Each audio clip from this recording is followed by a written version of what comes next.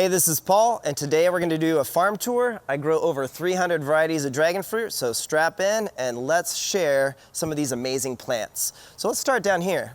Down here I have some of my own seedlings, and this one is actually an Asunta 2 seedling that I got from my friend James. And I'm growing 4 in the series, and they're all very different. And I'll show you one in a bit. I think it's variegated, so I'm really excited. Now this one's very vigorous. I degrafted it. And I also have another seedling here I'm evaluating that's a Maria Fucsia seedling. So I have 2 seedlings in here, and this pot's special because Vermistera gave us the product in here, and it's 50% worm castings and 50% chunky coconut core. That's it. So 2 ingredients in this potting soil. It's been over a year, and you can see these plants are really happy. You should probably explain what variegated means. Oh, variegated is where it's actually, it's not good in the plant world because it lacks chlorophyll, and so that's where the plants are very yellow. So we have one right down there, I'll show you in a few minutes, that is very interesting. So it's very yellowish. And there's a few different varieties. There's a variegated undatus and a few others out there, lime worth they call it. And the branches are super yellow, or they're marbled with green and yellow. Really, really pretty, although it's not a trait that you really want unless it's more ornamental, not for like commercial purposes, but very pretty. Now this one here is Orahona XJ8, a seedling I'm evaluating. I grew 8 of them, and I think I took out 1 or 2, but this one's very vigorous. And I actually gave a piece of the plant material a few years ago to my friend Peps, a trusted grower, and he actually got the fruit before me, which is awesome. I'm happy he did. He enjoyed it. It was a dark red, dark magenta color. So really interesting. He said it was a keeper. So he enjoyed it, and we really believe that this is an improvement over the parent plant, because that's what you need to do with hybrids. And Orahona is notorious for kind of rotting, and it's a bit sensitive, especially cold sensitive in my experience. So this one grows 100 times better, and it sat out here all last winter in the cold weather, and it's just topping the trellis, doing great. So I don't recommend it, but I am growing 2 varieties per pot because we have so many varieties. Ideally, you stick 1 variety per pot so you don't get them confused, unless you're just enjoying the fruit. But if you do grow different varieties in the same pot, I recommend growing very different ones. You can see this is an Ocamponus, very different traits than this Polyrhizis hybrid.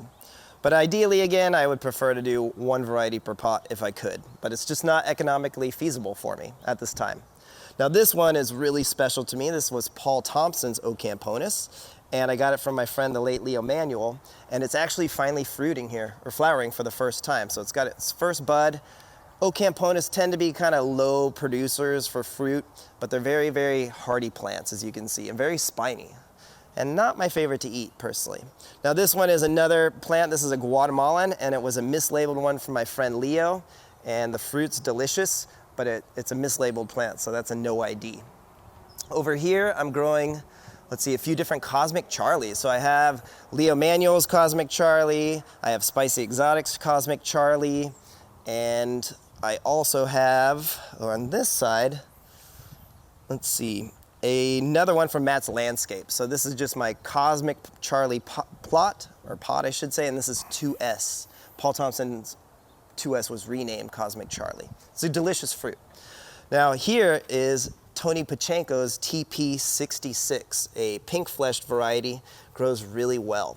And in sharing with it, there's an Ocamponus in here, and I believe this one is my white flower Ocamponus. And it hasn't produced yet, but it's been really, really growing out really well, no problems. And this one is shorter spines and much different than the spinier Ocamponus that you saw. So hopefully this one will taste good. The fruit tends to be a bit more dense, a bit more like a sweet beet in my opinion. But if you freeze it, it tastes like sorbet. This one is probably the prettiest Ocamponus in the collection. This is Kennerson's Ocamponus, and it grows out really, really red. I haven't had a fruit yet, but you can see it gets really large and it's really vigorous. Well, this one came from our friend Robert Beltran. So hopefully you saw Eden East, that was a farm tour, and he actually knew Kennerson, and he brought this up from Mexico. So it's a rare one. It's really different than the other Ocamponus, really pretty plant. And on this side, I have the original 1S, which is Paul Thompson's Physical Graffiti. So this is what I got from Leo Manuel, and I'm excited to see, well, is this 1S gonna grow the same as Physical Graffiti? And so far, it's topped the trellis. And if you look over here, check this out, it's a really old plant. So you can see that these came from Leo Manuel, and he got them from his friend Paul Thompson. And Leo Manuel actually wrote Paul Thompson's book. They collaborated on it. So I'm excited to see if this one hopefully will fruit this season. But you can see it's really dark green, really vigorous, really happy. Over here we have the Elk Creek physical graffiti, the Elk Creek PG. So I'm evaluating, is that the same as 1S? I also have Rosa in here. And I thought I had Leo's physical graffiti as well. So Leo Manuel had 1S and he had a physical graffiti. So I'm evaluating to see, are these all the same? So far they look very similar. This one is probably one of my favorite. I think it's great for commercial purposes, but they're not all the same. This is Donovan's Laverne Red. So Laverne Red, there's different ones, but this one came from Donovan Basta, and he gave it to me in 2019. It grows a fruit up to 3 pounds, so really large fruit. You can see it does abort some buds. I think this is related to that heavy rainstorm we had, because I've lost a lot of buds this week. Now on this side, come look at this one. This one's really pretty. This is the Thai Royal Blood Dragon. So I have the Thai Royal Blood Dragon in here. It's first flower bud right there. And then it's got a really nice flush coming in here. So I've never eaten this one. It's a really dark red flesh. My friend Peps has had it. He likes it. And I'm excited to see how it does. It's actually not very cold tolerant though. This one has some problems in the winter. Now, I should mention these guys, I'm not gonna go into detail, but you can see that Leo Manuel had quite a few of his Selenocereus megalanthus crossed with his Hylocereus costorocensis. And he has so many pots. I have some unknowns here, but I had him down to QRS. So around 20 pots. I have some in the trellises. And look at this, I haven't even looked at these for a while, and it's got some flower buds.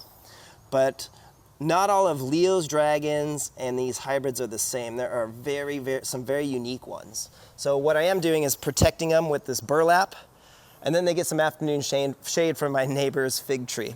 And they're really bouncing back. They were really sick last year, but they're doing great now. So I've learned last year that moving really old plants, they stress out and they think they're dying. So they'll kick in and do a huge flush of flower buds. And if you look in here, look at how unique this one is. It's very different from the others. And believe it or not, these plants, Scott, they were hybridized in 2005. Oh, wow. So all of these were labeled 11-2005. And so I'm gonna evaluate the best one. And before Leo Manuel passed, he told me what he wanted done with these and how I should name them. So I'm gonna absolutely pick maybe the best 2 out of this series and share those in the future. So, and that's just part of them. I have more, you'll see them. Now this one is prolific. Hopefully you got to see. This is what I called a mega bloom. And this is Mr. Wu. And Mr. Wu has about 30 fruit that's set. And if you look here, I'm actually experimenting. I'll tell you about it soon. I'm experimenting with a foliar spray that's actually a fertilizer, and I'm using it to kill aphids. We're having a really bad aphid problem this season. So I sprayed that this morning, and I'm gonna see how it works. We'll tell you more about that in the future. But that one's Mr. Wu, and I also have a hidden Ocamponus albino in here. You see it. And I believe it set fruit here. I had a flower here the other day. And this one's a little bit more cold sensitive than the other Ocamponus. It rotted quite a bit, but it's bouncing back, and it set fruit on the stem. Now here is an unknown one. I've traveled and got to enjoy my friend's farm at Elk Creek Dragon Fruit, and I have several no IDs from there that I found. And this one is a prolific plant, really heavy producer. I haven't shared it yet. It's very similar to what I would call Maria Fucsia, but it does get a little bit of pathogens. So that's a drawback, but you can see it's just prolific. It has so many flushes. It's getting flower buds on its stem, as you can see here. And then I also have this really rare, not dragon fruit, but it's a pitaya, I believe, and this came from Tulum, Mexico. So we'll see what happens with that little guy. Here we have Gray Panama, which is another Ocamponus. It's definitely unique, and it's doing well. It did set fruit here. And I also have Maki Super here as well, which is not my favorite variety. I may pull this one, but it's getting a nice flush. Now, check this out. I want to show you this. Hopefully we can see it. I This one had stem rot really bad, and the stem doesn't even function anymore. And what Gray Panama did is it shot out roots through the burlap, and now it's growing great, and it even set fruit. So some people might say, hey, cut this, but on a really mature plant, you could just leave it, and it will shoot out roots that will penetrate into the soil. So I find that really interesting. I just left that all winter. It was almost dead. I scraped off all the rot, and now it's got huge roots shooting out of it. Nice. Yeah. So sometimes you just got to let them be, especially if they have a lot of carbohydrates stored. It's a really big cutting. Should do fine. Now this one here is one from Mexico. I got it from my friend Peps, and his father actually grows this. It's an undatus that's very, very vigorous. And so I haven't shared this yet, but you can see it's really put on a nice flush. And look at these flower buds. They're very unique compared to the other undatus that I grow. They're very bulbous. Hopefully you can see that. There we go. Yeah, shadow's a little. So really pretty flower factor. buds. And you can see it's coming out with another flush. And then this is my very, very special plant here. This is an Asunta 2 seedling, that sister seedling I showed you. And this is the one I believe is variegated. Oh, because of the yellowing? Yep, so see the yellowing? And then it starts green, and I've done some videos on this, but the more I evaluate it, the more I believe it's variegated. I took a cutting, it's up there in the hothouse, and it's yellow and variegated as well. Now, here's the same plant from the same branch, and you can see this one's not variegated. So these are the exact same plant, same DNA. And if you look really carefully, you can look at the marbling here. So I've had a few more people look at this, and more of us think that this is definitely variegated. And you can see this is the same plant and same branches, same seedling, but non-variegated with variegated. So really interesting growth. It's been doing this for over 2 years now. So if you really follow our channel, you've seen us when I grafted this, and it's been doing these weird traits for over 2 years. I'm really excited to see what happens. So if this is actually a purple flower, variegated purple flower, I think that would be really cool. So we'll see what happens. Now over here, we have some more dragons, and this one's really special. And on this side, you can see it's Tricia crossed with Hylocereus undatus. I set 2 fruit, and this one came from Edgar Valdivia's collection, really old. I don't believe his plant survived. So Leo Manuel had this, and you can see it wasn't doing so well in shade, so I brought it down here and moved it and kicked it into full sun, and it just bounced back. And I would definitely think it's got some unique traits. You could see, I think the undatus kind of took over more than the Tricia DNA. So it's a really unique plant. I'm really excited to see what this fruit's gonna taste like. So undatus and Ocamponus.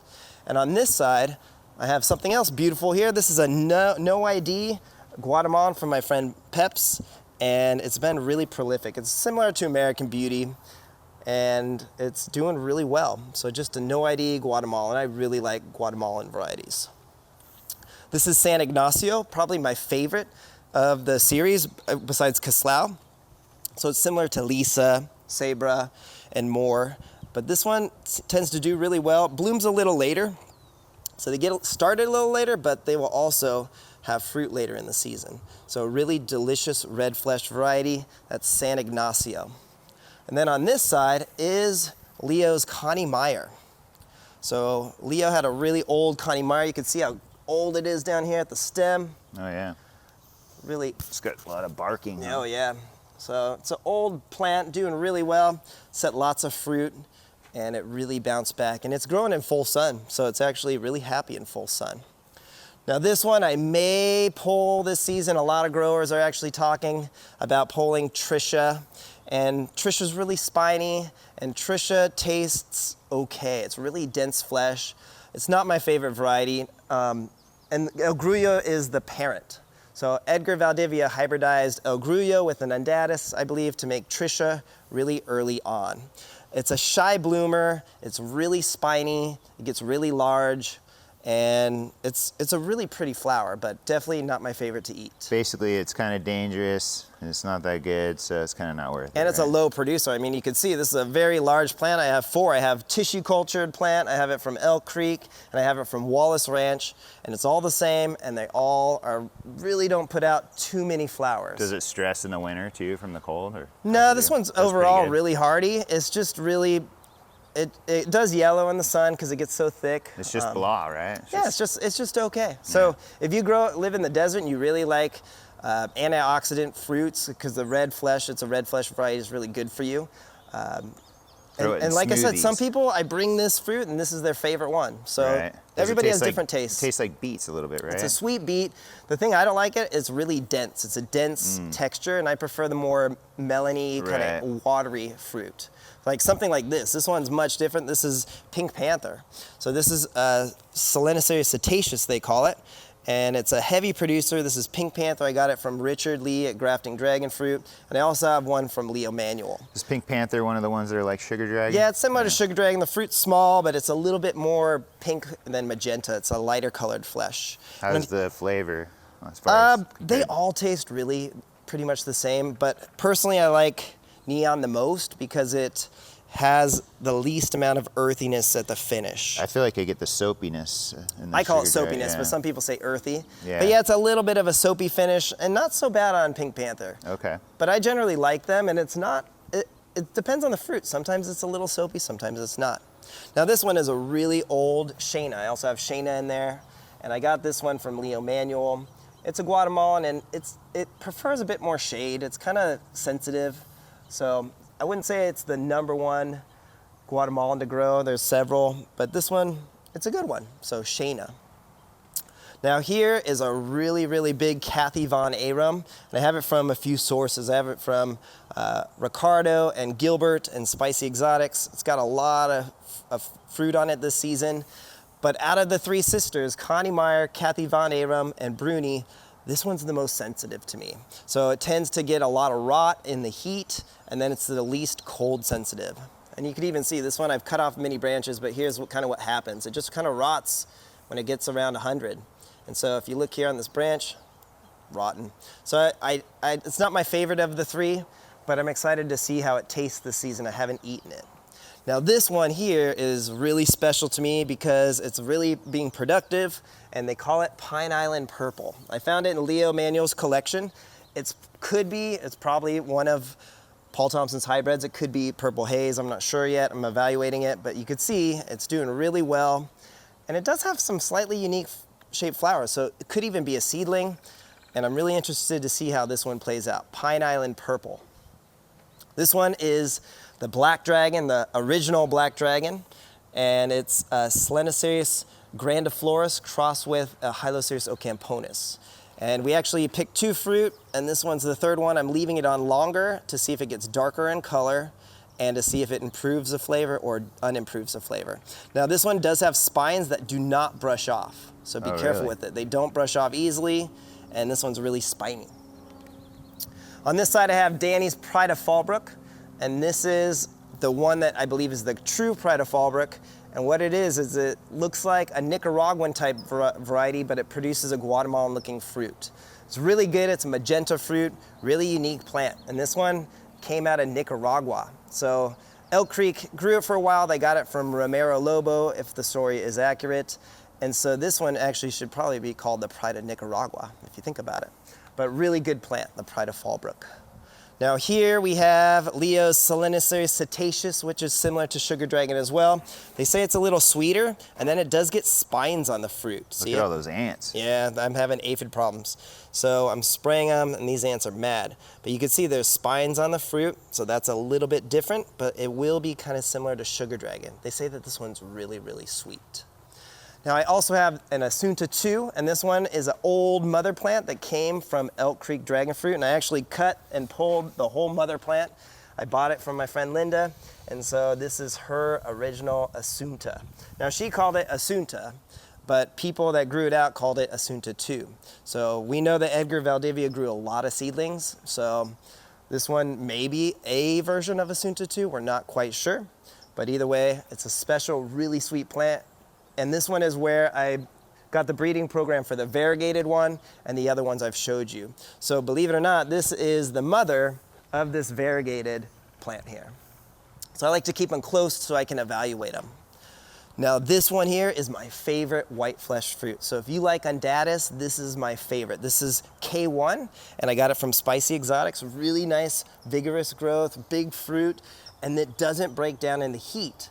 And so this is my favorite undatus. I'm actually using it to breed. I have some seedlings with it, K1 undatus. Why do you like it more than the others? It's a denser texture. The fruit doesn't break down when it gets hot. It's really pretty, and it's just a different compared to the other undatus I've eaten. And I just really like it. It's a beautiful fruit. So we've done a review on it. Hopefully you could watch it. Now here is Edgar, and they say that this one is the same as red ES1, and so far I would agree to that. You can see it's got a flush on the stem here, and it's a red fleshed one. What I think happened is red ES1 was sent to 3 Lucky Mountains, and they renamed it. So this one they call Edgar. Here is this is Voodoo Child actually. So I have Voodoo Child from Spicy Exotics and from UC Irvine, the UCNR. And you can see it's been really, really productive this season. I just harvested about 30 fruit off of it. Do you think they look the same from those 2 sources? So far, yeah, but I'm not getting that single spine on the fruit. I've only gotten 1 on all of these. So I'm not sure about the Voodoo Child thing. This one tastes, I thought I could figure it out, but I'm actually more confused now than ever. So what they said, the Voodoo Child has a single spine? On the fruit, some people have that. And then also, I think some people maybe have 7S as Voodoo Child, which I'll show you in a minute. But they taste so similar. So Voodoo Child, Sugar Dragon, I can't really detect much of a difference at this time. Maybe in another season or as I eat more fruit, I'll know. On this side is a really cool one. This is that one they call Ocamponus poblano. So it's another Ocamponus crossed with an undatus, and it looks very much like an undatus, which is white flesh. Hasn't fruited for me. This one people say is really good. Bless you. Now, here's one that I got from Fallbrook. It was labeled 8S, so it's a Sugar Dragon, so I just call it Fallbrook 8S. And then here's another one I really like. It hasn't fruited for me, but it's been growing well, and it's called Total Eclipse. And a few people found it long ago at Elk Creek Dragon Fruit, and I found the label on it 2 years ago. It's topping the trellis, so hopefully this one will taste as good as people say it does. This is Total Eclipse. I like the name too. Now here's Florida Red Sweet. I have it from my friend Danny, and I also have Leo Manuels. And I had a nice conversation with Leo about this plant before he passed away, and he remembered that Paul Thompson grew this one, Florida Red Sweet, and they believed it was really close to G2. So it's a really old plant. I have 1 fruit on it, so we'll see how it tastes. Let's see that fruit.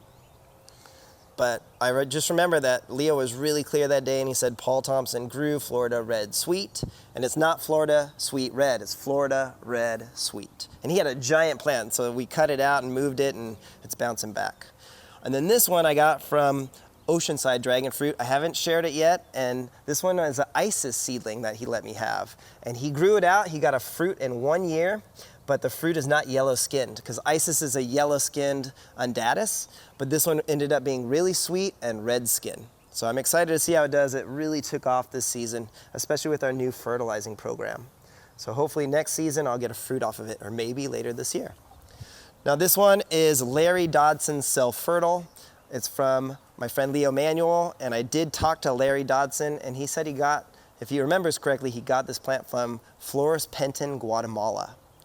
But it doesn't look like a Guatemalan variety. It looks more like an undatus to me, so rather spiny. And it keeps wanting to grow growth down at the bottom, so I've pruned off hundreds of branches and finally forced it to top the trellis. Seems really old, huh? It is really old, so we'll see what happens. Leo Manuel really liked this one, so he said it was good, so I can't wait to try it. Over here is Edgar's Baby, and this one is an Asunta seedling, I think, but with white flower, and it's really delicious. One of my favorite of the Asuntas is Edgar's Baby. And on this side I have one that is from Don Burnett, and it was labeled as something really interesting. Here, check this out. So Don Burnett's Purple Flesh Self-Fertile Guatemalan from Taiwan. So I asked around, and somebody was nice enough to find out that he actually got this off of eBay. So we'll see what happens. I've eaten a fruit off of it. It was good, really good Guatemalan, but nothing more amazing than maybe an American Beauty. But we'll see what happens as this plant matures. Over here I have Jim Neitzel, or it's just called Neitzel, and this one is another really good undatus I like. It definitely tastes really unique, and I like it almost as much as that K1. So Neitzel, really good variety. Sharing the trellis here is, which one is this? This is Santa Barbara Red, and this one came from Leo Manuel's collection. It was almost dead, it's bouncing back, and I haven't had fruit off of it yet, but it's similar to American Beauty. I'm having some problems. It must be really sweet because the ants like to eat the new branches, see that? So I sprayed it with some foliar spray, and it looks like they did not like it. This one here is Nicaraguan Red, and really great Guatemalan. The skin's a little thin. Look at that, here's a ripe fruit so you can see it. I'll eat this later today. So Nicaraguan Red, another magenta fleshed Guatemalan, delicious fruit. I got this from Spicy Exotics. You can see it's really large. It's been doing great. And sharing its trellis is one of Leo's Megalanthus costarricensis hybrids. This is his pot A. And so I have a few that I'm evaluating, and this one I threw in the pot. It was really large, as you can see, and it's doing great. I ate a fruit off of it last season. It was pretty good. So we'll see. It needs to grow out more before I could give it a proper evaluation. But that one's pretty. All right, let's come around the bamboo here, and now we have some exciting things. So we have Country Roads, which is top the trellis. It gets really thick, but it does get burned in the heat because it's so large. So I kind of had some damage in the heat wave, but it put on some flushes. It also has aborted some of the fruit. So this one, I haven't eaten it yet. I'm really hoping I get to try it this season. Now I also have 2 Pelora seedlings here. So I actually have a Pelora clone graft. You can see I grafted this from a store-bought fruit, and it was successful, and now it's growing and topping the trellis. And then I grew a seedling and grafted that a few years ago, and I have fruit. 2 fruit here, so my first Pelora seedling fruit. So I'm really excited to try those. They're gonna take quite a long time to ripen. They can take up to 6 months, believe it or not. And that's a seedling. So Country Road and 2 Peloras. This one is Maria Fucsia. Hopefully you've seen us do this review. People are really enjoying this fruit, and this is a plant that I found at Elk Creek Dragon Fruit. And you can see it's a really nice, large magenta fruit, lots of waves, really healthy plant. I like it a lot. This is one of my favorite varieties to eat. I absolutely love it. It is self-sterile though, so you have to cross-pollinate it. Now here is Caslau. Hopefully you saw our video on this. We actually moved this from our friend Danny's house. Scott helped, remember that, Scott? Yep, and how to move a big dragon fruit, right? Yep, this one was really large. We actually had our friend also bring a trailer and help move it as well. And it's putting on a really nice flesh here. So this is a red flesh variety. This is probably my favorite of the red flesh. It's similar to Lisa and Sabra and San Ignacio, but this one I just like a little more. Now over here is Jade Red. This one's from Australia. Absolutely probably one of the prettiest purple flowers in my opinion. Really heavy producer, it grows really well, and the fruit tastes like a Guatemalan. So it's not like an Asunta, even though the flower looks like an Asunta, it tastes much more like a Guatemalan. And then here is my favorite Polyrhizis. Look at how aggressive this thing is and how much fruit I just ate one off of it. And this one is from a rare fruit grower called Jack Skeels, who has passed away sadly. So this one I call Skeels. And I found this at my friend Leo Manuel's house. So Jack Skeels. All right, let's come back here. We have a lot more. Thanks for sticking with us. This is a Haley's Comet from Wallace Ranch, and this one was my favorite fruit that I ate last year. So I had to talk to Neva. I got some cuttings from her, and this one is actually a cool experiment because I'm growing in 100% sand. Oh yeah. And so far it's been about 60 days now, and you can see I don't see any problem with vigorous growth. It's really healthy, and I'm top dressing it with fertilizer. And then on this side I actually have an Amarilla Mexicana. So 2 varieties growing in 100% sand. So far it's been going well. This one is Danny's Double D, I call it so far. It's a seedling, I believe, of Danny's. He said it was a physical graffiti seedling. It hasn't fruited for me yet. It's just been here, I haven't shared it. But right now I just have it as Danny's Dragon. And on this side is a really delicious fruit. Hopefully you've had this one. This is Florida Sweet. It's a pink fleshed variety. And I got this from a friend in Puerto Rico. And you can see it's really unique. So the growth is unique, the flowers are unique, and it's a really light pink, delicious, delicate fruit. I did have some problems growing this out at first. The ants were eating a lot of the branches, as you could see, but now it's really put on it a lot of flushes. This thing is a really heavy producer for the plant material. I mean, I got several fruit off of it this year. It just had a huge flush, but it aborted a bunch of buds, but I like this one a lot. Florida Sweet. Here's my Diego's Desert King seedling, which I got from Richard Lee at Grafting Dragon Fruit, and it's very vigorous. I actually filled the whole pot with this. I removed my Columbiana, my yellow flesh one, because it just didn't do as well. And if you can tell, I think I need to actually give this a little more sunlight. So I'm gonna cut out some of the bamboo when I can, because it's got a lot of vigorous growth here, but no flower buds yet. Although I think I'm seeing one or two here start to form. So this one, last year I got, oh yeah, there's a bunch of flower buds that's budding now. So I did fertilize last week. Now, what I think is so special about this one is the fruit that I ate. It was on the branch for like 6 or 7 months. And I did a review in March on the fruit, and it was delicious. So this is one of the few varieties that can survive our winters with ripe fruit. So Diego's Desert King seedling. This one is a no ID. I call it Del Riego. It came from my next door neighbor, and it's on a street in Encinitas, and to me, it's better than American Beauty. So we've compared them again and again with our family and friends, and everybody always likes this one. Anytime I've let somebody try this fruit, they walked away with a cutting, and they said, I want this plant. How large is it? It's very similar to American Beauty. I would say the skin's a little bit more like a dark reddish, so it looks a little different. But it does better in the winter, and it's really, really a great plant. It's been really hardy, no problems with cold or heat. You can see it does get a bit of shade here, and it always produces a little later than American Beauty. So I call this No ID Del Riego. And I've shared a lot of cuttings of it because I really think that's a delicious fruit.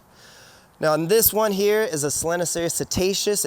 Somebody said it's a white-fleshed one, because there's supposedly a white-fleshed one. I'm getting the first flush on it. And you can see it's a really nice flush over here. Look at this. So hopefully, I'm not sure if it's going to be the same. I actually have 4 of these Selenocereus cetaceous, and there is supposedly a white-fleshed one, which is what I'm looking for. And on this side, I have Fullerton, which we got at Laguna, with Gary Matsuoka's nursery. And you can see here that it has fruit. So this one is another one, I believe, from Tony Pachenko, very similar to American Beauty. This one's called Fullerton. And it got a little bit damaged over the winter, but it's been really, really an aggressive grower so far. So it's a nice Guatemalan variety. Okay, I did skip one on this row, so let me show you that really quick. Actually, no, I skipped a few. So here is another one. This is Elk Creek Unknown number 1. And this one I found at Elk Creek, and it's really aggressive. It puts on huge flushes. And if you come over here, Scott, you can see what I like so much about this plant. It makes these really long bracts on the fruit. See them? Oh, yeah. And it's really unique shape. Now, the problem with this one is it has more undatus traits, so it's a really light magenta fruit, and it breaks down in the heat. So I think this one needs to grow in a little less sunlight. You can see it gets a little damaged. So this one is not as sun tolerant as other varieties, but you can see it's just a prolific bloomer. And I really like this fruit. It's bricked at about 19, 20, and it's got another flush here. It's really aggressive. It's a great plant. I actually gave that to Sun Dragon to try out, so I wanted to see if they like it.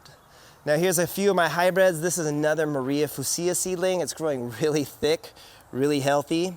And I haven't shared this with anyone. We'll see how it does, but I really like this hybrid. The seedling is probably one of my favorite that I've grown so far. I mean, look at how beautiful it is. I just hope it's a good fruit. And on this side is one that's really special to me. If it tastes good, I'm gonna name it the Wallace Ranch Tribute. And this is actually the Wallace Ranch hybrid, a seedling from it that I had a few seeds in my pocket when we got to taste the fruit, and they sprouted, and that's the story with this plant. So we'll see what happens. I have not shared that one with anyone. So that's a Wallace Ranch hybrid seedling that I call the Wallace Ranch Tribute. Now this one I got from a neighbor in the community, and it's an unknown white flesh, and I just stuck it behind this bamboo. This is actually a dragon bamboo, the world's tallest bamboo. Second tallest, some people say. But it's doing really well. I just wanted to see how it would do in this much shade, and it actually is starting to bud. So we'll see what happens with this one. I may not keep it, but it's just hanging around. This is Alice Snow, which I got from Leo Manuel, and that was his friend. It's a white-fleshed undatus. Gets a lot of shade here. I'm gonna let it grow on this wall. Now, this is our elevated trellis design that we did a while back, and it's evolved and changed a few times, and now I have Leo Manuel's Selenoceus megalanthus crossed with Costrosensis. This is seedling B, or pot B, I should say. I have this one is his pink condor, which is a really delicious one. This is seedling E, which to me is the most unique of his whole series. The flower buds look unique, and look at those branches and the coating. I really like this one.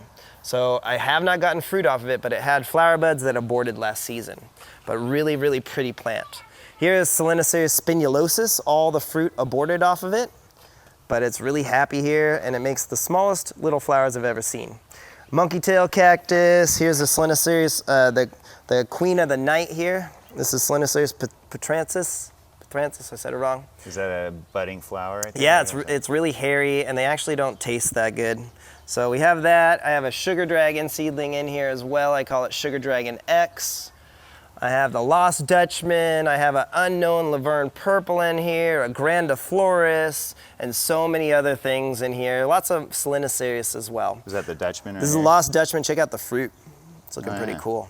Really spiny, really small. Yeah, and then I have some other things here that are just growing out. This one's Hoang Red over here. And it's starting to bud. And then I also have a really special one here called Thanos, which is from Xavier in Puerto Rico. And I put it here, the ants were eating it, but now it's got some growth. So this one is really rare, Thanos. Over here now we have Selenoceus grandiflorus right here. And then thanks to Scott, he recommended that Red Leonardo and Red Jaina and Trinidad get more shade. So I moved them here, and they're a million times happier. So I've learned that polyrhizis and some of these just prefer more shade, and they're really bouncing back. Also have Selenoceus hamatus.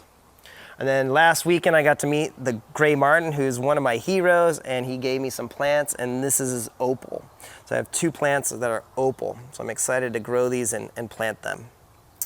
Now we also have Selenoceus Honduras, the Honduran moon torch. We have here Hyloceus stenopterus, which is the purple flower, the parent of Connie Meyer and many others, Assunta. We have Leo Manuel's G2 here, which is doing pretty well, really old plants.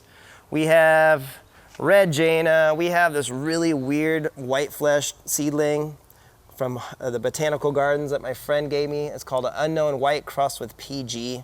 It's actually the hardest plant I'm growing, so it needed more shade, and now it's doing well here. Look at that, G2 has a flower bud. Now speaking of G2, I actually have 3 different plants about that. I'll show you in a second. But before we get to that, we have the purple flower Ocamponus. It's closing up. You can see the bees are enjoying it. Really beautiful bloom. Here's a fruit on it that's set. And again, Ocamponus, I've never had this. These are some of the trendier, more popular ones now. It's putting on nice flesh. This purple flower one's probably my favorite of those new ones that came from Mexico in the past few years. And it's got another bud there. This one is Robles Red, which I got from Wallace Ranch. And the most special one to me is right here. This one is actually from the original mother plant. So they were nice enough at Wallace Ranch when we toured. They showed me the original mother plant. I said, may I have a cutting? So I have it. So this is from the first Robles Red mother plant. Back there we missed a 6S, which is not flowering, so it's not too exciting. One of Paul Thompson's. This one is G2 in here, and I have, again, 3 sources. I have Leo Manuel's and then 2 versions from Leo Manuel's friend. And he said they actually tasted a little different. He got one from Florida and one from Leo Manuel. So just growing them out, I did notice that this G2 really has these weird shaped flower buds. I don't know if you're seeing this, but it's consistently making these kind of splits in the flower bud. See that? So I don't know if that's a special trait to this G2 or not, but that's just an observation. I also have a really rare one here. This is a highly sought after one, but it grows like garbage in our climate. And this is yellow Thai, right? Or yeah, yellow Thai from Spicy Exotics. It actually has a flower bud there. And it's a megalanthus hybrid.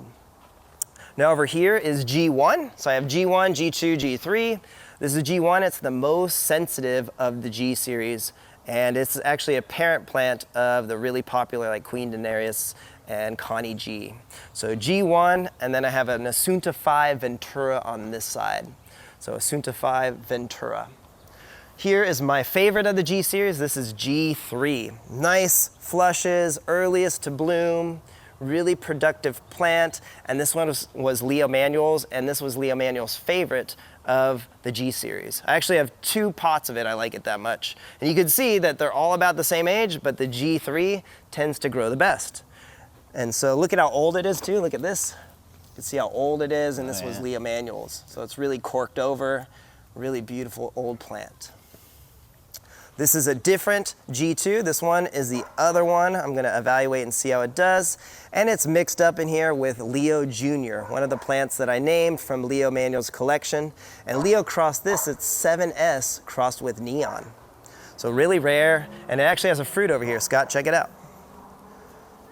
So here's the fruit for 7S crossed with Neon. The little tips of the fruit and the flower buds are darker than its parent, which is right here, 7S.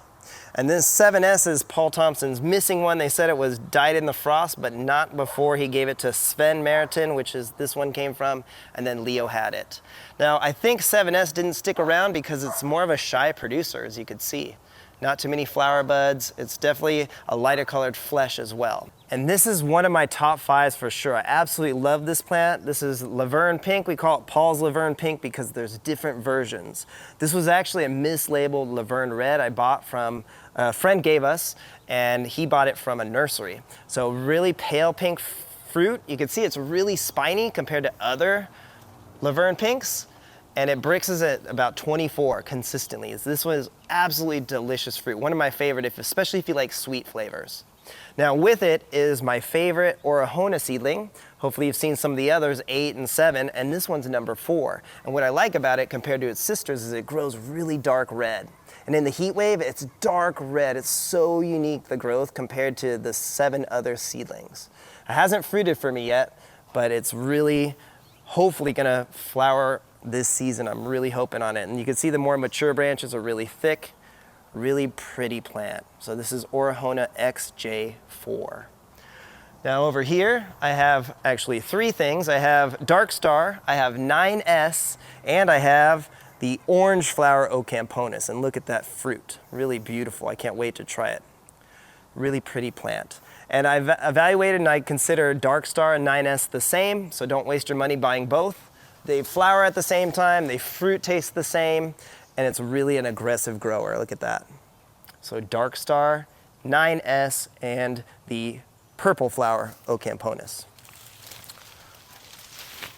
Okay. Now this one's a no ID. I believe it's a condor. I found it at Elk Creek Dragon Fruit, really vigorous grower. And then I also have one of Leo Manuel's 7S crossed with Neon, a different pot. So he had 4 pots. So this is another one that hasn't flowered yet. What else do we have over here? We have, this is 4S, and this one was, so far, I'm a little confused about this because it's a little different than the book indicates. The book says that it was a pale pink fruit, but this is magenta. And it's really delicious. So I'll do an in-depth review on these fruit this season and explain what I think happened to this plant. And I personally am leaning towards that Paul Thompson's book may have an error, or it could have been mislabeled. But this one is Paul Thompson's 4S from Leo Manuel. And every fruit has been delicious. Reminds me of Halley's Comet, which is one of my favorites so far. But it's not as described in the book. It's been more of a magenta colored fruit. So we'll do a proper review on this and we'll go into detail about what I think happened with that one. This one is a really popular one these days. This is Cotton Candy 1-10. This is one of Don Burnett's 18 seedlings he's growing out, and I'm growing a few of them.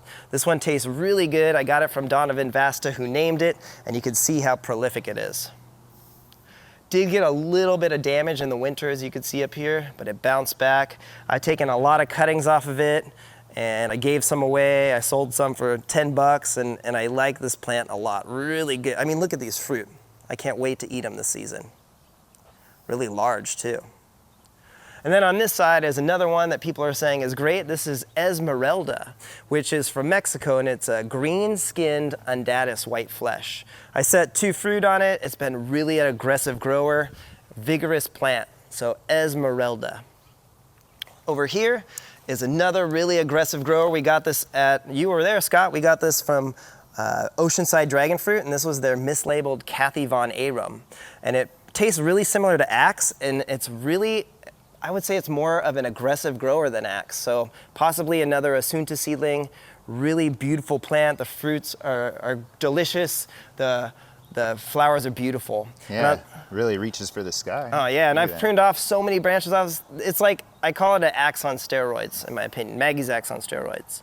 And then this one is from Peps. This is one he calls Lamas.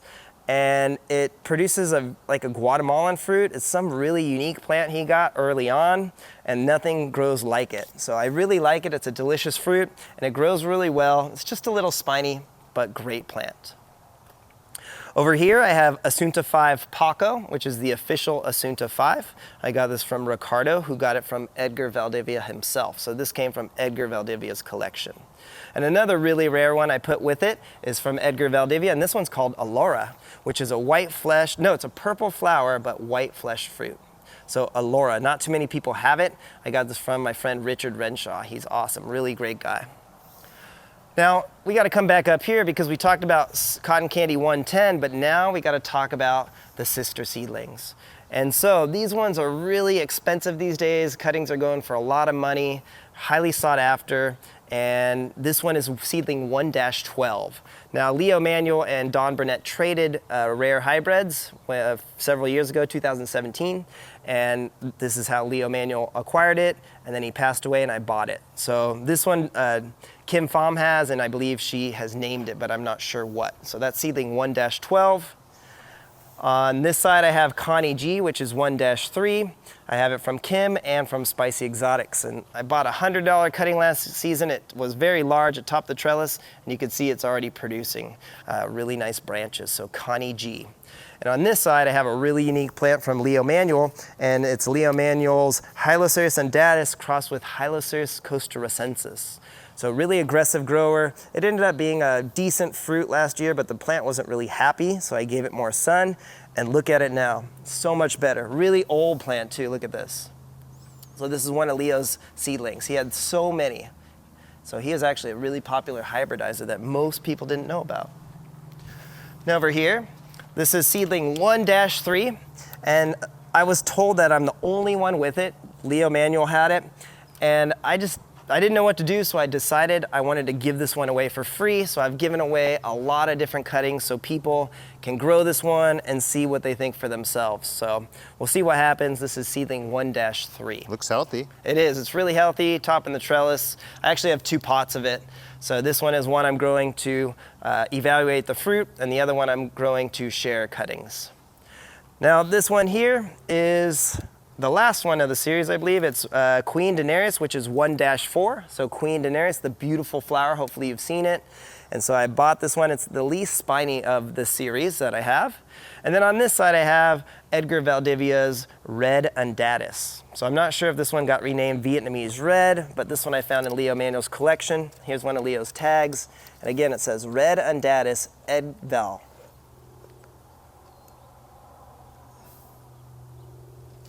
And then last on this row is Leo Manuel's 7S crossed with Neon Pot E. Like I said, he had 4 pots of it, so I have one of those in here. And then I also have his Hylocereus undatus and G2. So he crossed G2 with Hylocereus undatus and made this hybrid. So I haven't really shared this with many people, maybe 1 or 2, and the fruit is delicious. It's a good one as well. Now over here we have one I named Brenda. This is Leo Manuel's Jim Neitzel crossed with Rixford, and this is seedling B. So it makes a magenta flesh fruit. You can see it's not the same as Purple Haze. You can see it's definitely spinier, longer spines. But again, Leo Manuel copied Paul Thompson's Fortuitous Cross. So the fruit was quite good last year. I had a few smaller fruit, but this season we'll see how it tastes. And here's its sister. This is Peggy, which is seedling A, and this produces a pink flesh fruit like Delight. So Peggy is seedling A. Again, look at how much spinier it is than Delight. And Leo was great friends with Paul Thompson, and so he copied his cross. Now I also have some other pots of those seedlings here, just extra cuttings. I have an unknown one over there. And then this one is probably the oldest condor you can find. So this is Leo Manuel's condor, which he got from Edgar Valdivia, who was the first person to get those cuttings from Condor Ranch, I believe. And it produces a great fruit that tastes a lot. It's a Guatemalan, but it tastes and smells a little better. And this was Leonardo, his favorite at Oceanside Dragon Fruits. That was one of his favorite fruit last time we talked to him. And then this one is a really weird one. It looks a lot like Red Jaina, but this one was actually cut in Puerto Rico in the jungle. And so I call it just the Puerto Rican jungle cut. And I have no idea what it is, but it did set some fruit, or some flower buds, excuse me. But they look a lot like Red Jaina. So we'll see what happens with that one. But the spines are longer, really long spines. It's pretty gnarly. Let's see those spines real quick. See them here? So it's really spiny. So I'm interested to see what that turns out to be. Over here is Luke Vlieraker. This is a special one. Wow, look at that, it's got flower buds. I missed that. And this one is a really dark Ocamponus, really dark magenta. Really pretty plant. And this came from Puerto Vallarta along the coast in Mexico. And I messaged Luke Vlieraker and he told me where he found it. And he gave it to Leo.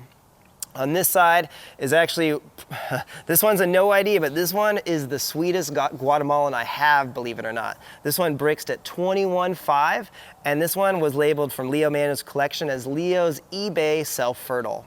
Really big fruit like a Guatemalan, but it was brixing in over almost 22. Now it was almost dead when we brought it. It flowered last year, one fruit, and then now it's coming back. So really interesting plant. I hope it flowers again so I could eat it. Really delicious. This one is 5S, which is Paul Thompson's 5S. They were renamed Purple Haze by Pine Island.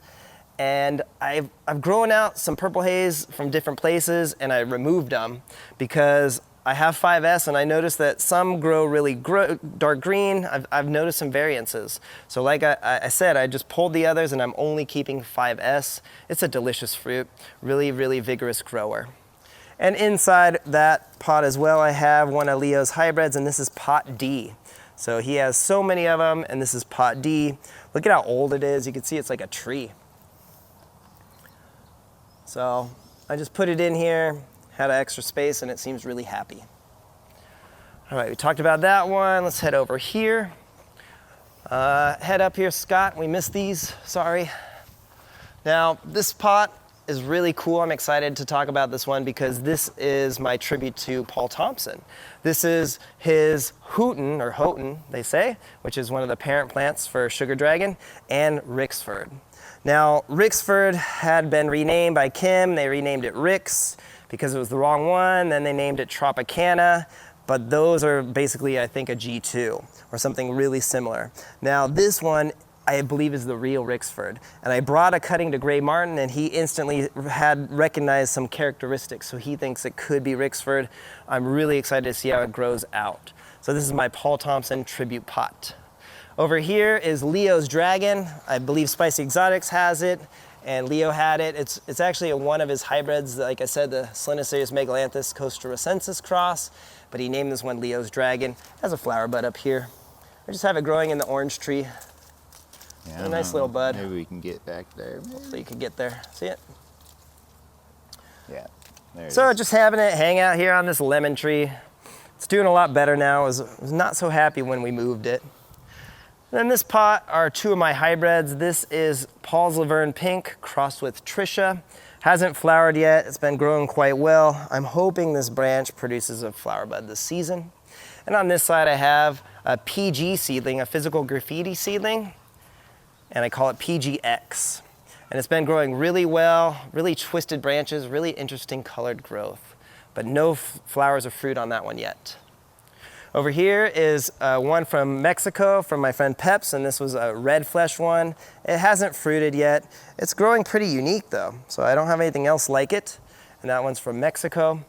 On this side, I have Natural Mystic from Spicy Exotics, and I gotta say it's not my favorite. I may remove it. It tastes okay. Some people really like it, but it's really sensitive in the cold. It rots. It seems to really attract more pests than any other plant, a lot of aphids, and it's just not my favorite. So if the fruit don't wow me this season, I'm going to remove this one. Over here, I have a GE number 3, which is George Emmerich Jr.'s plants. We have 48 of them, and this one is a really weird Ocamponus. I cannot get this darn thing to flower yet. I've had it several years. It grows really uniquely, and then it gets, in the summertime, it turns yellow, and it puts on this coat, and I have it grafted and ungrafted, and I cannot get this darn thing to flower. So hopefully, sometime this season. And on the other side, I have one from Australia called Purple Dawn. So Purple Dawn is a hybrid. I haven't had the fruit yet. I'm just growing it out, and it's a really aggressive grower. Now around this plum tree, we have George's Red, which is one of the sweetest red varieties. I had some fruit off of it. It will Brix in the 20s, George's Red. And on the other side, Baby Serato. You can see it has a lot of fruit on it. And these ones are really spiny, but they taste really good. So this one's Baby Serato. Now over here are some of George Emmerich's plants. I won't get too into them. I have 48 of them, and I've repotted some of them, and I'm actually kind of neglecting them. Most are Undatus, and I need to spend some more time on them. But that's the problem with having this many varieties, is when do I have enough time?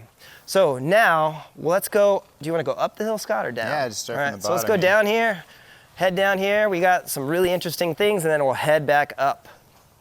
So here's a nice old Opuntia. I had a dragon fruit in here, Lada's dragon fruit, but I pulled it out, and I'm gonna prune this out and make another trellis again. So we'll see what happens with that. So down here is the oldest plant I have in the collection. It's from 1998, and it's Hylocereus bronxensis. This one is from H. Huntington Botanical Gardens, and it's from 1998. It costs $5. Leo bought it. So this one, actually I tasted the fruit, and it was the only fruit I had to spit out. It tasted like mold, and you can see how old this plant is. I have a few different cuttings of it. I found a similar one at Exotica to evaluate. It all looks the same, and then it has this flower bud here. What's wrong with mold? If you like eating mold, this is your one, man. I'll give you a cutting of it. You enjoy it, but not my favorite. This one, what do I have here? A Hylocereus venezuelis, which is a maybe mislabeled, really hard to grow. This one I got from a California rare fruit grower. I may give up on it. It's like 2 years old. Look at that. This one is Ocamponus violeta. So this one came from Mexico. It grows more violet than the other Ocamponus, and it's just sitting here hanging out, and I probably should spend more time with it. These ones, this one was a weird one called Leo Manuel's number 1. And it was in all of his records, and it's not 1S obviously, and it said not 1S, it just said 1.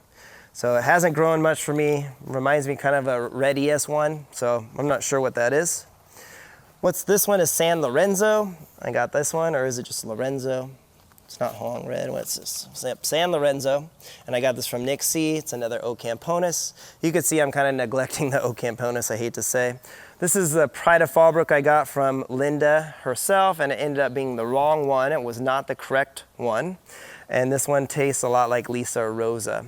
So sadly, this one is a mistake, and most people do not have the correct Pride of Fallbrook. That's why we named that one over there Danny's Pride of Fallbrook, because it's a magenta flesh, which is what the real Pride of Fallbrook is.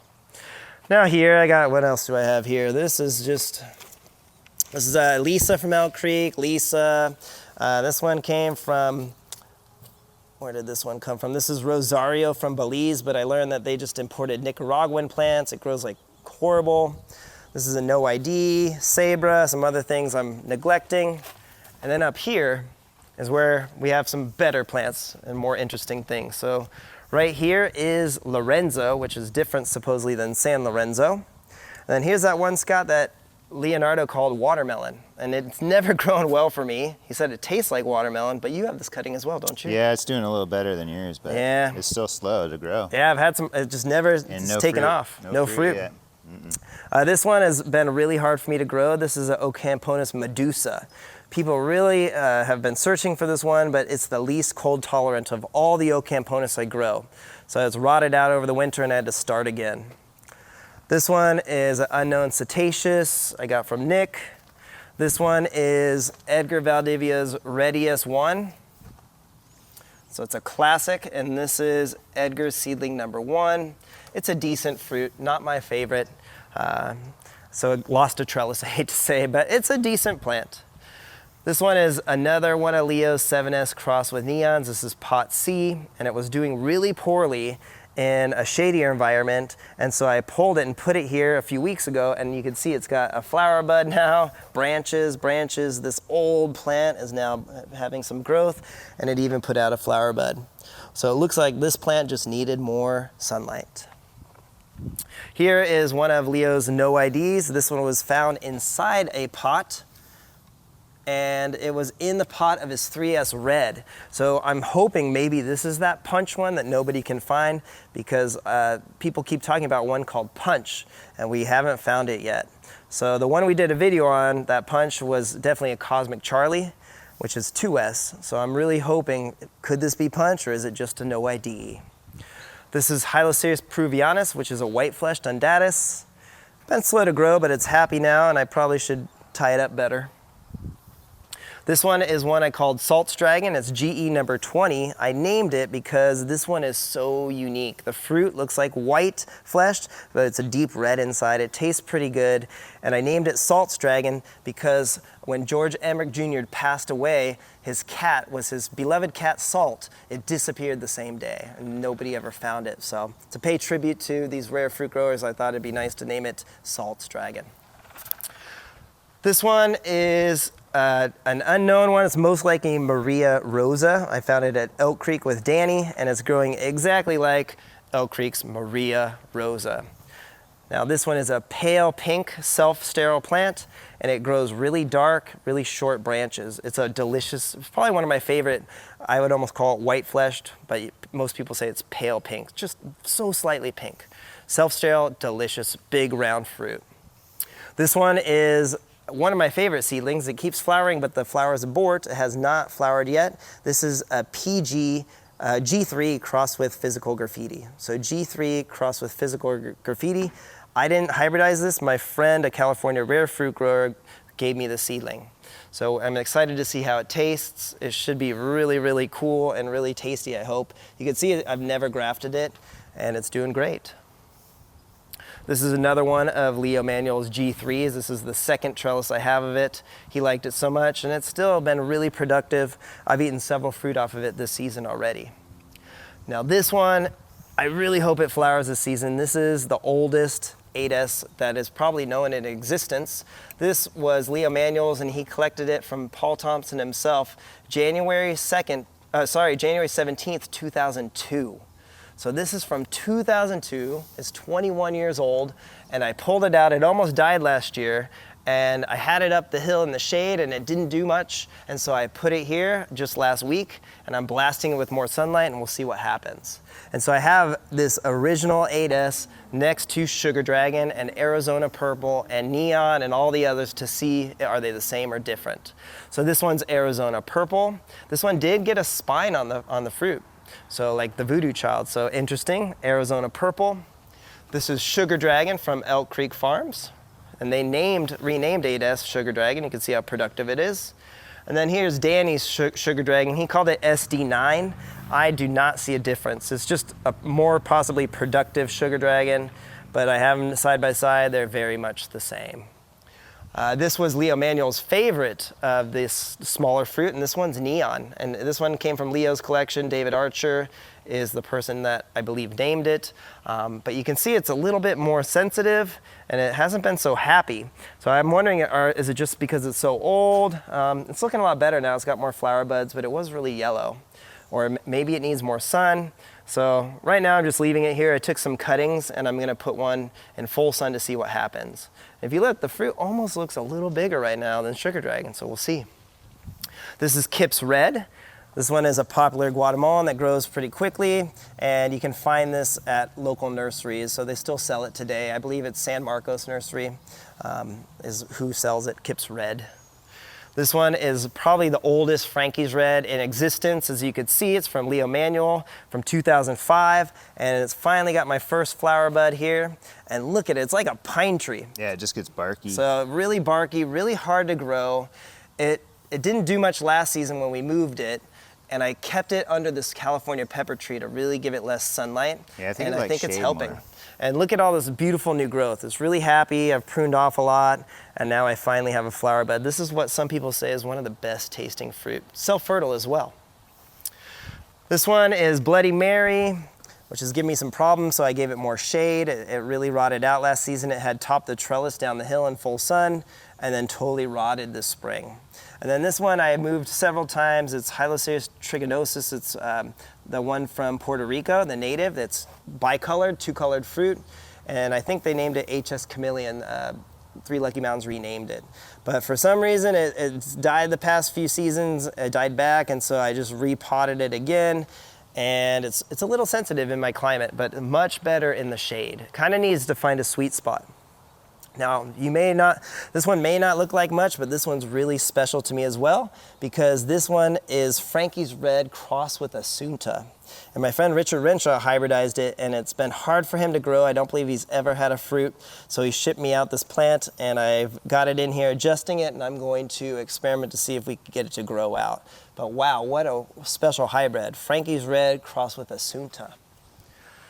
Over here is another one of our seedlings of that series from that Assunta 2 cross, and this is seedling number 1. Yeah, it's going you can off, see I fertilized it with our fertilizer that we'll talk about, and it's really happy. I need to prune off all this growth. And so I put this one in more shade just to see how it does compared to the others. As you can see, it doesn't seem to mind the shade. See, we talked about Hoang Red and Thanos. This one is Kwangong Self-Fertile, which is a really unique plant. Looks like a Guatemalan, kind of like Dark Star too, so I will test it for self-fertility. Some people online thought that this is the same as Dark Star, but maybe this, if it's really self-fertile from Kwang, which we'll test, we'll see. But it reminds me of Dark Star, I do agree, but I see some differences. So I need to test this one for self-fertility for sure this season. It almost died last year. We moved it, if you remember, Scott. It rotted out a bit, and then now it's just so happy, and now it's putting out some buds. But I noticed last winter this thing was not happy. We have mulch here, and this is actually my long-term goal, is I really want to have all the irrigation buried under this mulch so I don't have to deal with weeds. And then I have interspersed different fruit trees, rare fruit trees, mangoes, pineapples, some ornamentals as well, bananas. So this is a kind of a complete section, as you can see. So starting off here, we have Leo Manuel's Yala X. It actually has a beautiful fruit on it, as you can see. Look at that, nice winter fruit. And this is a Yala seedling that Leo Manuel grew out, and it produced a delicious fruit. Hopefully you've seen our review on it, and it's a really happy, healthy, unique looking plant. Next to it, it shares space with Axe, which is an Assunta cross that Gray Martin has saved. So that's Axe. It's doing quite well. Here is Leo Manuel's original American Beauty. It's a really old plant, and hopefully you saw our Weird Fruit Explorer collaboration where we sent a bunch of fruit, Wallace Ranch and we did, and this plant produced the winner. So he felt that American Beauty was the #1 fruit that he tasted out of the selections we provided, and this is the plant that produced it. It's an old plant. Right here we have one of my Orahona seedlings. This is seedling 7. I actually have an off-season fruit. I'm gonna evaluate it. I'm not gonna film this one, I'm just gonna eat it just to try it. Nice size. It's a nice size, but again, it's off season. The thing I don't like about this seedling here is it does get a bit of pathogens here. You can see there's some cactus rust, things like that. So you see this here, that's pretty bad. But I also think that's caused because it's getting too much shade here. So I actually had to trim out my palm trees a few weeks ago, trying to get more sunlight. But I'm evaluating this one carefully, and I'm excited to try that fruit. So that one has a few sisters here. I'll show you in a second. This one actually, really quick, I should show you. This is Benoit Red. And as you can see, I have it near American Beauty because some people say it's the same thing. So we have that. We have a Super Sharon here from 3 Lucky Mountains that a friend gave me or we traded. So Super Sharon, we'll try that one. Over here is another Orahona seedling. It hasn't fruited yet. This is Orahona seedling number 6.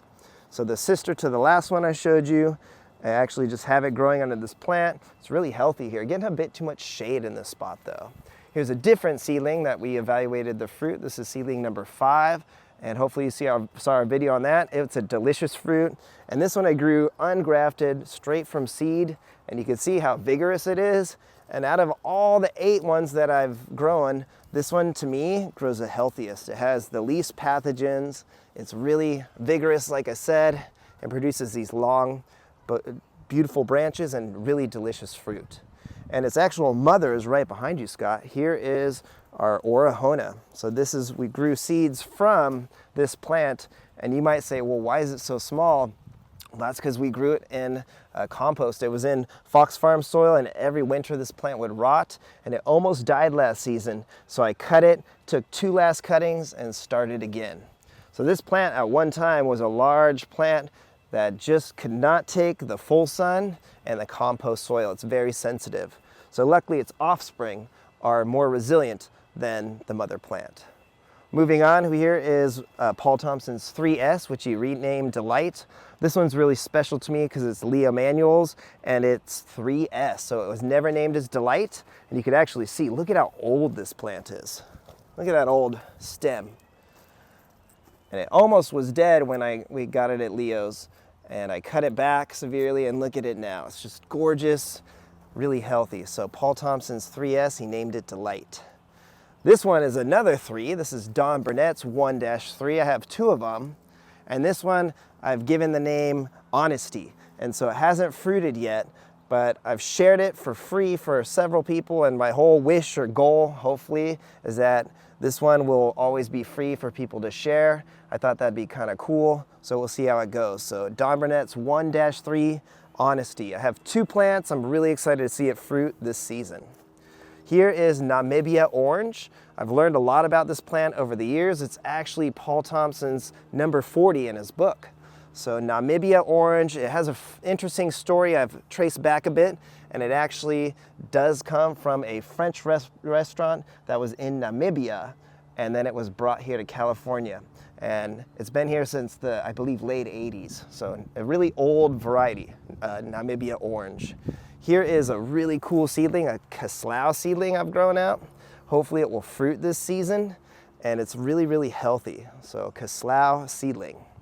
Over here we also have Leo Manuel's Bruni, which you can see Bruni thinks it truly is spring or something. It's got epic growth here, and it's mixed in with Cinnaspinas. So I have both in here. Cinnaspinas is a rather mild variety, but I really like it just because of the spineless characteristics, and it tastes kind of like a mild cherry, but definitely not my favorite variety to grow, but a decent fruit. Let's see what else we have over here. We have a couple of my own hybrids, just extra seedlings. They're a G3 crossed with PG, and I actually jokingly call that one hypodermic because it makes one really long thorn. If you want to see it here, Scott, if you can see, this plant is a unique seedling. Sure. And you can see here, don't mind this mess here. I have some other George Emmerich plants I'm taking care of here. We'll talk about another time. But you can see here, it just generally makes this one long thorn. Oh, yeah.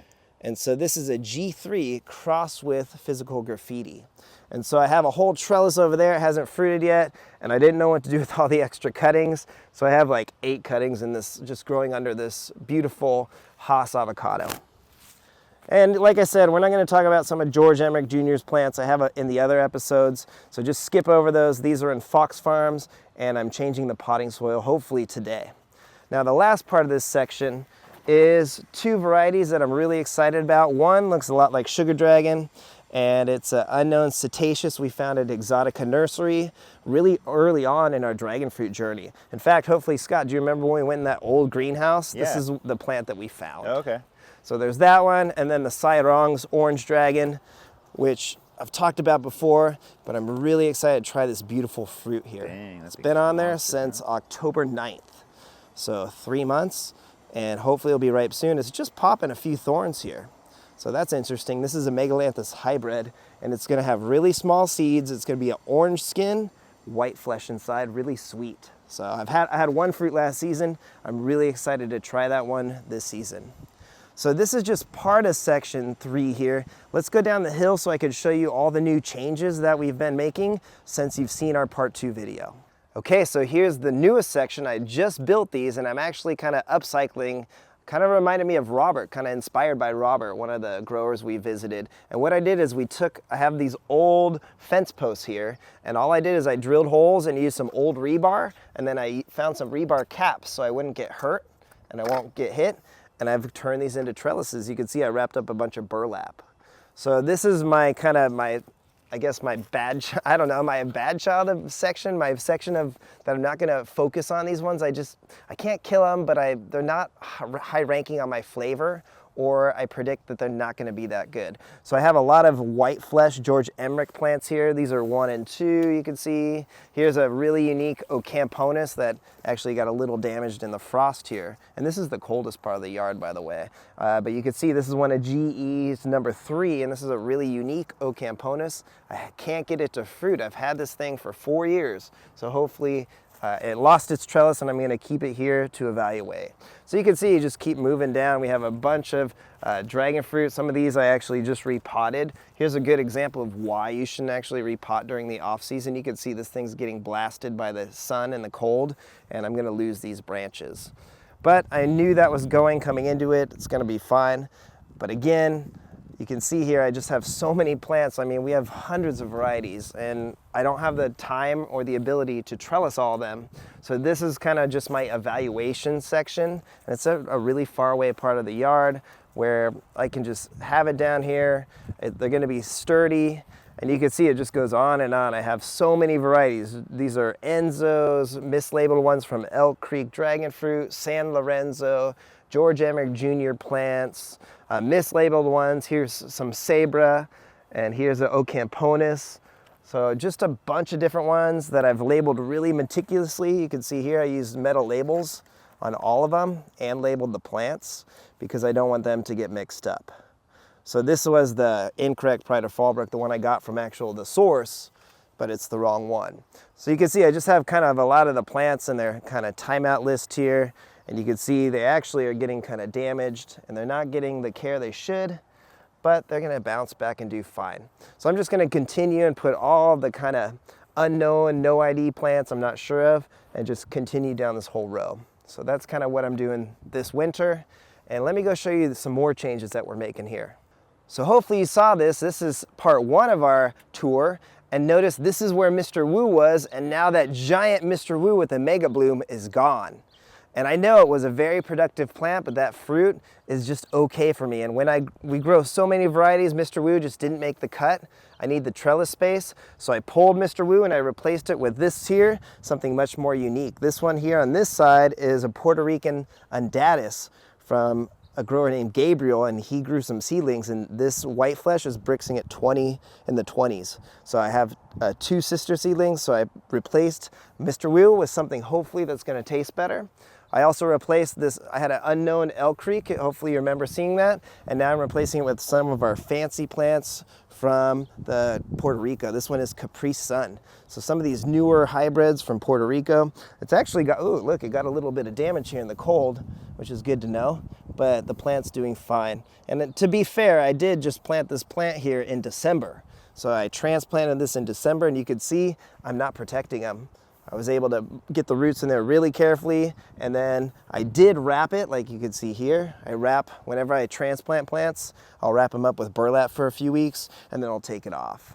So even this plant has been replaced. This was Edgar, a red flesh variety that just tastes okay, and I replaced it with Pipes Red. So you can see here, it's kind of like the Game of Thrones here, I guess, in a sense, to where if they don't make the cut, they get removed. So we're gonna continue on our mission and quest to find the very best varieties for growers to enjoy, and in my opinion, the best tasting ones, and we'll get rid of the ones that are not. So there you go. I hope you enjoyed our grand tour. This is part 3. Hopefully you saw the other 2 parts. Have yourself a great day. Thanks for watching. Take care.